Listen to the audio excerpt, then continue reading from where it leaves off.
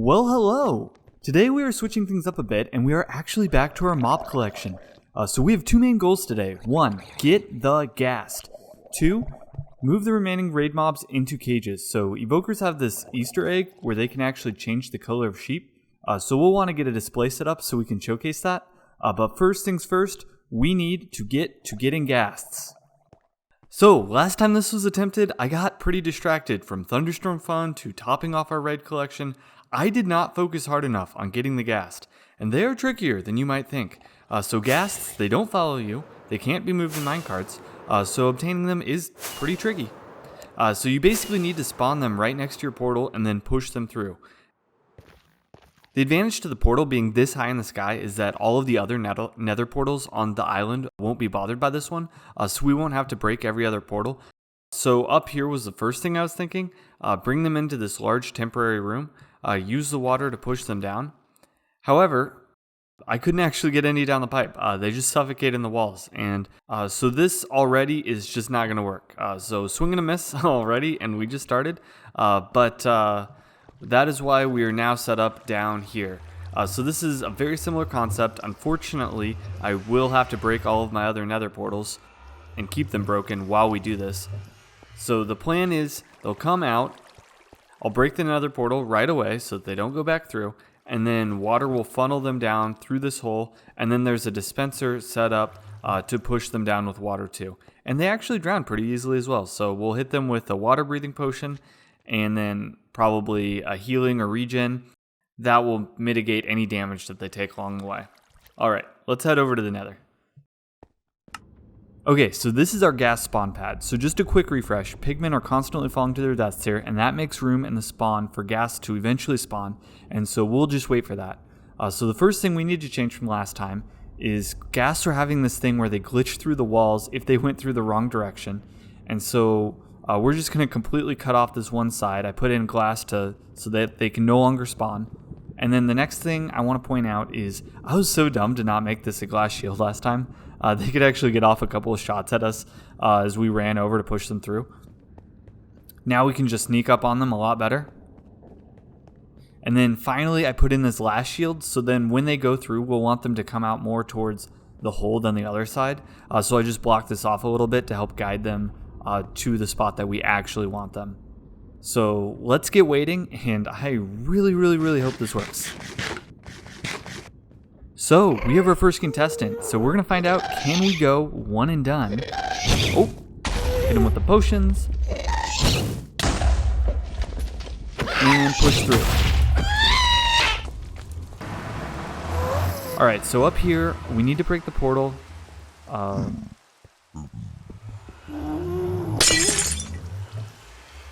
Oh, looks like we did not do that soon enough.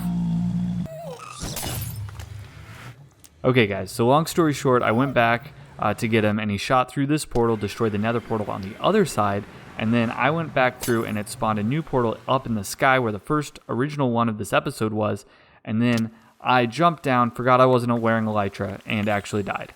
But everything seems fixed now, so we'll just have to wait for another one and then resume.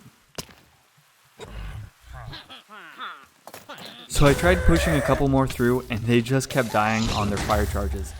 So this episode, between this episode and the last episode I attempted, I think I've wasted 12 name tags total. So we got to this point where I basically just recreated this in creative, and then literally just to practice getting the rhythm of dodging their shots to avoid their self-destruction, and then getting them through safely. And then finally, I got one.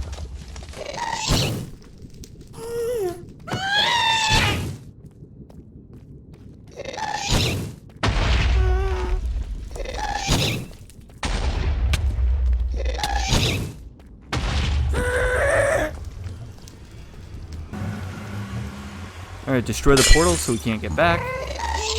And I actually didn't name him. It's just an easier process if I do that now instead of while I'm trying to push him through. Easier to keep him alive. So I'll do that now. Huh. That's weird. Alright, so fun fact guys, you can't actually name Ghasts from the top. Okay, so first to give him all the potions I didn't give him while in the nether. So you know the phrase, don't put all your eggs in one basket? Yeah, I think we're just going to go for it. I think we're not going to do that at all. So health and regen, and then I'm going to wait on water breathing. First, I'm going to infill the nether portal with gravel. So that way, when we turn the water on, he doesn't get pushed into this new void here where the nether portal was. He'll just go straight down. Guys, he's just willingly going down, guys. Look at this. Okay, so I need to cap this. I need to cap this now. I don't have mud bricks on me. All right, I'll just use the glass, I guess. Okay, please do not shoot me. He could obliterate this mud and escape if he knew how. Or if he just shot at me. Okay.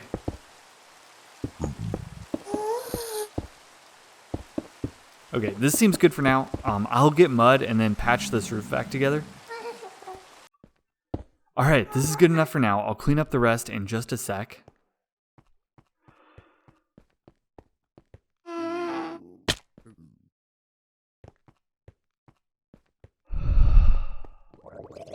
Wow, they are so huge. I would say this beat out the Evoker Ravager as the toughest mob to capture yet.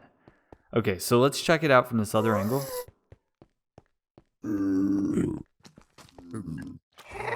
Yes, that is so awesome. And he obviously can move throughout this space, so this is great. Wow, this is such a sigh of relief. Okay, so time to clean up that other stuff.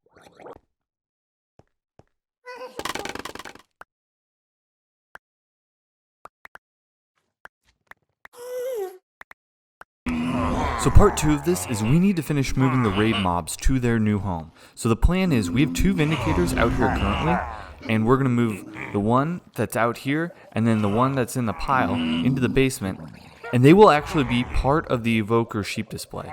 So then we'll have 1 up top and then 2 below total.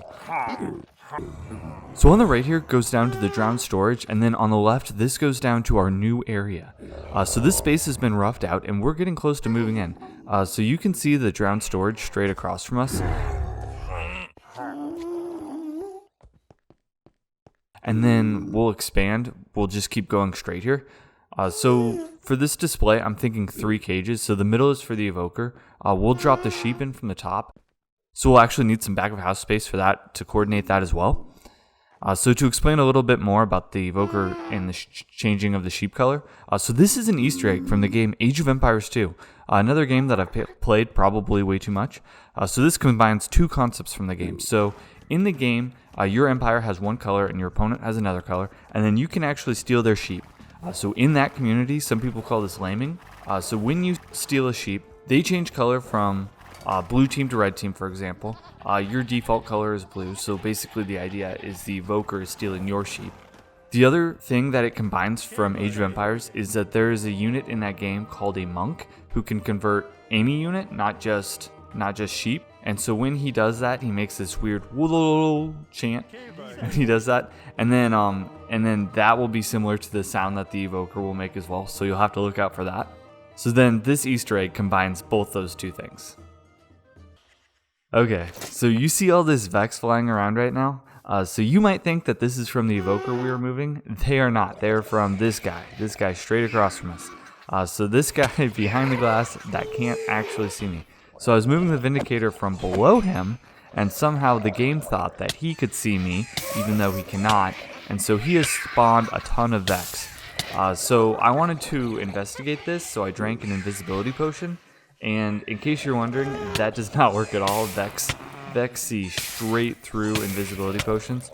And so the Vex murdered me basically instantly. So what did end up working to calm him down was just logging out and then logging in a bit again. So this was entirely a glitch. Should not have been able to see me. And then when I log out and log in, he calms down, but the Vex, they don't just instantly despawn. Anything that's already been spawned, we just have to let run our course. So that's what's going on right now. But yeah, that's how moving's going. Everyone is shuffled around and in place, and I even brought in the sheep. It's almost ready to show. I'm so close. Except we need just a couple of extra blocks to finish, And then look at this, I actually have the bad omen effect. There was one extra pillager, and he happened to have a flag, and even though this pillager is from a raid, he's not from a patrol, he still gave me the bad omen effect. So I do not want to do a raid right now. And so I have a villager on that side of the island. So if I go there, it will trigger a raid. Unfortunately, I need some things to finish this. Also, look at how trashed my armor got along the way. So we need to heal up this armor as well. Yeah, those evokers do quite the number. Okay, so I'm not going to wait this out. I keep milk and a potion in a shulker box. Unfortunately, that is left on the ground over there, just from when the Vex were going crazy. But yeah, I think I can actually get there in time and drink it before the raid starts. So I'm going to risk it right now.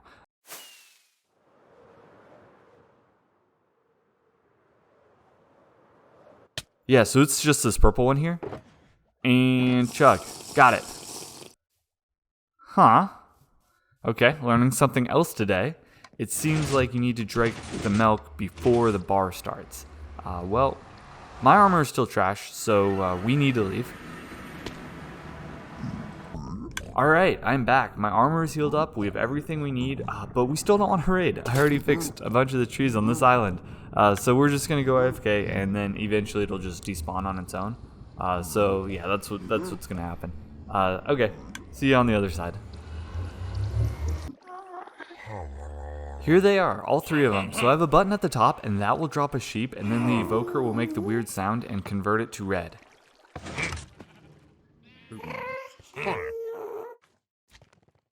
Okay, I'm just going to log back in, and then that has fixed all of the evoker glitches thus far today. So we're just going to try that.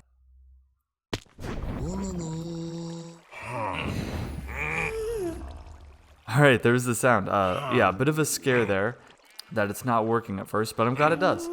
So yeah, this is so cool. Okay, the other thing I wanted to show you guys is that if you name a Vindicator Johnny, they will kill everything in sight. So that's how we're gonna take care of the sheep after that they are converted. So we'll just push the button and then the sheep will get sent there. Alright, now to show off the back of house space. So flip this lever over here, and then back down here is the wiring for the pistons to move between the cages. By the way, the brown mushroom block is a very underrated block for back of house areas. So yeah, so next we'll show you upstairs. And so we had a lot of constraints in this area. So we have the drowned collection that was across. We have the mud block tube that I haven't ever discussed yet. And then of course we have the ceiling of the hallway. So this is a bit more complicated than you might think here. So we have the sheep breeding area, and then I keep and grow wheat here just in case I forget. It's a very easy thing to forget. So I'll grab some now. So we can just breed them here, and then they'll drop out over here.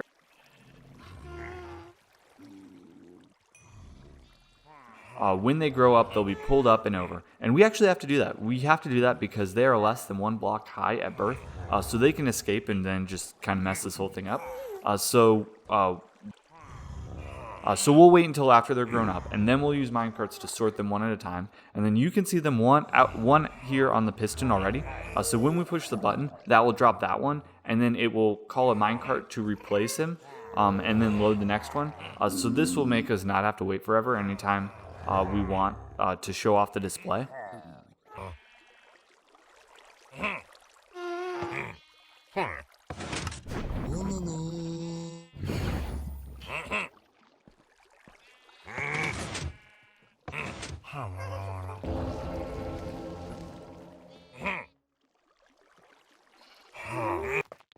Within the mail bundle, we have Karakin, who writes, "Can always use scaffolding or vines to prevent entity cramming." Yes, as I continue to get schooled by my audience. This is great advice. I think we're not going to completely revamp the design. But I do think that I want to make like a new design in creative showcasing this with the entity cramming. So I might make a video just of building sort of a creative version. But for our survival world, we'll just continue with the design that we have. And looking forward to getting back to that build. That's a really fun one, and I can't wait to get back into it. if you want to be in the mail bundle, be sure to leave a comment below. Anyway, thanks. Bye.